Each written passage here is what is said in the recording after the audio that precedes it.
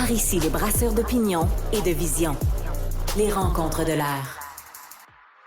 Oui, c'est notre rencontre de l'heure avec Rémi Villemur. Salut Rémi. Bonjour Alexandre. Cette nouvelle-là a fait grand bruit, tant sur les réseaux sociaux également que dans le monde policier, mais je dirais même au-delà de ça, parce que c'est un visage connu de la Sûreté du Québec qui a été le porte-parole de l'organisation dans plusieurs grands drames de la société, qui fait maintenant face à des accusations d'agression sexuelle sur une mineure. Ouais, je l'ai appris hier en écoutant ton émission. Puis j'ai fait comme tout le monde, j'ai fait mes petites recherches. Et là, j'ai été frappé par une réalité que je ne pensais pas qui allait se réaliser un jour. En fait, je vous explique. C'est que depuis 2017, on confond beaucoup plaignante et victime, avant que le procès se tienne. Quand il y a une accusation qui est déposée, on entend de plus en plus des gens dans l'espace public dire il faut que les victimes dénoncent. Moi, je suis derrière les victimes. Puis, c'est une mentalité qui est totalement louable.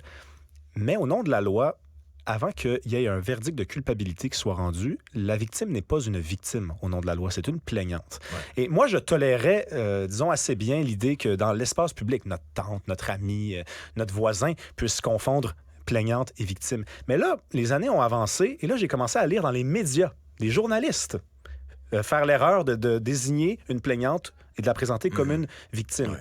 Et là, hier, je lis l'article du Journal de Québec sur la question donc, de l'accusation, des accusations déposées contre M. Doiron. Et c'est la police, c'est la représentante média de la police qui dit il y a une victime dans cette affaire-là. Et là, je me dis, attends une minute, on est passé de une erreur commise par notre voisine à des journalistes, qui sont quand même des gens très sérieux, à l'État. Parce que la police, c'est le représentant de l'État. C'est la justice. C'est le pouvoir coercitif. Et là, tu te dis, mais là, ça n'a plus d'allure. Il faut absolument que la situation se redresse. Pas parce que j'ai pas de pensée pour les victimes. C'est juste qu'au nom de la loi, et il y a un état de droit, la plaignante est une plaignante jusqu'à temps qu'il y ait un verdict de culpabilité qui soit rendu. Ou souvent un terme qui est utilisé, présumé victime. Présumé victime, victime alléguée. Ouais. Et le conditionnel est important dans des, absolument. Des causes comme ça. C'est nécessaire parce que sinon, si la police n'est plus la dernière représentante, disons, raisonnable dans cette histoire-là, là, on peut tous faire l'erreur, on peut tous commettre cette bourde-là et c'est pas une très bonne nouvelle dans une société de droit.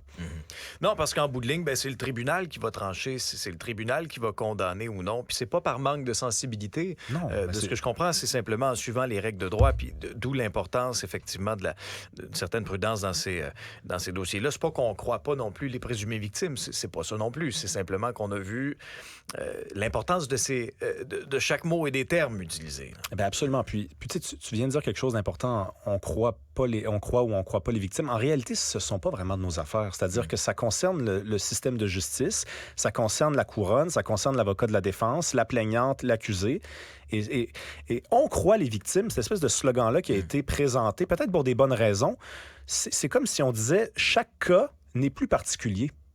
Tous les cas particuliers constituent un cas et c'est toujours la question de l'agresseur versus la victime. Mais en réalité, la justice, c'est le particulier. Et c'est pour ça qu'on vit dans une société de droit et qu'on a le droit à la présomption d'innocence. C'est que s'il y a une vague, et en réalité, il y en a une, de dénonciation et qu'il n'y a pas l'emprise du système de justice sur le particulier, eh bien, on subit vraiment une injustice à ce moment-là. Si on se détache un peu de ce sujet-là pour élargir un peu, est-ce que tu as quand même, toi qui observes la société aussi, est-ce que tu as senti une société peut-être un peu plus nuancée face aux vagues de dénonciation, comme ce qu'on a connu avec MeToo il y a quelques années? Effectivement, il y a eu...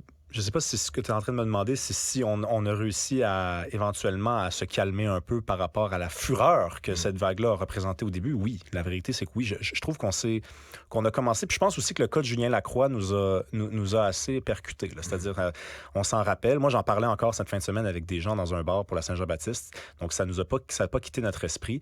On est plus vigilants. Mais là, quand je vois une erreur comme celle qui a été commise par la représentante, puis pas juste par elle, il y avait aussi le préfet de la MRC, donc quand même aussi quelqu'un qui travaille pour une municipalité. Là, tu te dis, c'est pas normal. C'est-à-dire que là, on est vraiment en train de remettre en question l'état de droit. Mais je pense, oui, que depuis 2017, ça s'est résorbé un peu. Cette vague-là de dénonciation, pour avoir parlé avec des victimes d'agressions sexuelles, elle était peut-être nécessaire. dans la mesure où le système devait changer.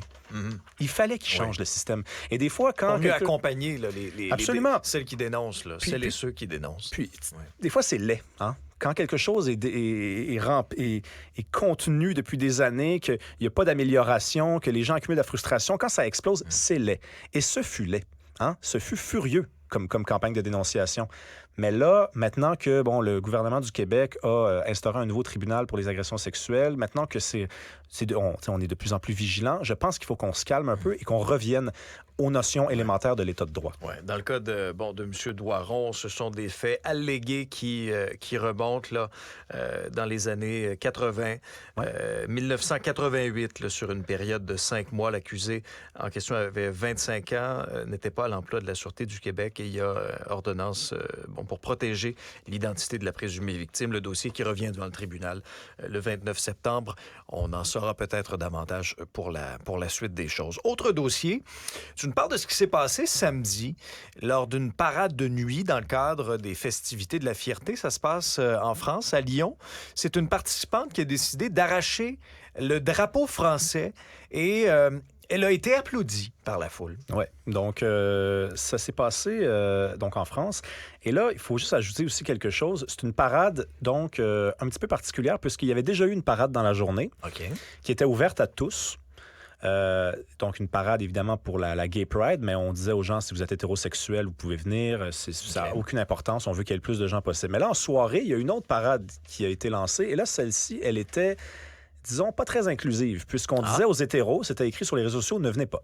En fait, c'est pas pour vous. C'est pas pour vous du tout. C'est pour les gens de la communauté LGBTQ+. Et là, il y aurait eu, donc les témoins rapportent qu'il y aurait eu un contre-manifestant chez lui, donc à sa fenêtre, qui donnait sur la rue, qui aurait envoyé des doigts d'honneur à la foule, et il aurait placé un drapeau français devant sa fenêtre. Et là, la vidéo commence, on voit une manifestante qui escalade l'immeuble pour ensuite arracher le drapeau sous les applaudissements. Et là, vraiment, pas juste 2-3 applaudissements, tout le monde applaudit. Donc là, j'ai raconté l'histoire honnêtement parce que sinon, on me l'aurait reproché. Là. Donc effectivement, il y aurait eu un monsieur qui aurait manqué de classe, qui aurait vraiment manqué de classe. Mais, de quoi est-ce que c'est le symptôme, ça? J'ai l'impression que, et je pense que tu as peut-être pu l'observer aussi, c'est pas juste quelque chose qui se passe en France. En France, ça se passe dans toutes les sociétés occidentales. Il y a de plus en plus de revendications des minorités, mais des minorités qui, disons, se réduisent à leur plus simple expression. C'est ça aussi la communauté gay. Hein? Dans les années 80-90, vous étiez homosexuel, vous étiez lesbienne, vous étiez queer, vous embarquez là-dedans. Mais maintenant, c'est LGBTQI+, R2D2. Il y a des gens qui se définissent de façon tellement précise qu'on n'est plus dans l'esprit d'une collectivité. Et d'ailleurs, c'est pas pour rien qu'on interdit aux gens de participer à une manifestation qui se veut rassembleuse. Nommez-moi une autre communauté qui peut organiser une manifestation et qui dirait on veut le moins de gens possible, finalement. L'année passée, à Montréal, la police n'était pas la bienvenue à la parade gay. C'est quand même incroyable. Là. Je veux dire, on veut rassembler, on veut sensibiliser, on veut afficher nos couleurs et on veut pas être le plus nombreux possible. Ouais. Et le drapeau français qui est décroché, je suis obligé d'y voir une symbolique. C'est-à-dire que sortons... le drapeau de la France, comme le drapeau de n'importe quel pays, ça représente ce qu'il y a de plus pluriel. Ça représente nous. Ça représente un peuple. Et là, il y a une communauté qui n'est plus inclusive, qui est exclusive, qui... Et en plus, décrocher un drapeau, je m'excuse, mais j'ai vu suffisamment de films de guerre pour savoir que ça a une symbolique. Ça veut dire qu'on envahit un territoire ou qu'on envahit un espace. Donc, l'espèce d'espace réservé aux communautés, très singulière, qui s'en prend à un espace qui est présenté par le drapeau, qui est l'espace national. Le drapeau français est enlevé pour être remplacé par un drapeau exclusif.